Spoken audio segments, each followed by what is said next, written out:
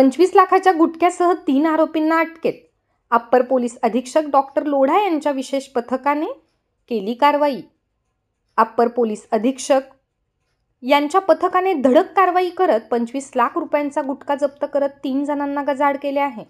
पोलिसांनी 15 मार्च 25 रोजी सायंकाळी सुनगाव गावातून जामोदकडे जाणाऱ्या मार्गावर केलेल्या नाकाबंदी दरम्यान संशयावरून मालवाहू क्रमांक MH30 BD 5546 क्रमांकाचे वाहन थांबवून झडती घेतली असता त्यामध्ये मोठ्या प्रमाणावर प्रतिबंधित गुटखा आणि सुगंधित तंबाखू साठा मिळून आला.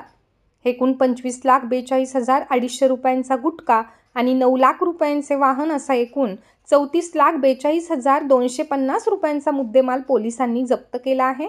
या प्रकरणी अन्न सुरक्षा अधिकाऱ्यांच्या फिर्यादीवरून शुभम बहुटे वय वर्षे 24 राहणार लाडनापूर तालुका संग्रामपूर, राहुल जयस्वाल वय वर्षे 34 राहणार शिरसोली तालुका तेल्हारा आणि प्रवीण मुखे वय वर्षे 23 राहणार लाडनापूर या तिघांविरुद्ध भारतीय दंड संहिता आणि अन्न सुरक्षा कायद्याअंतर्गत गुन्हा दाखल करण्यात आला आहे.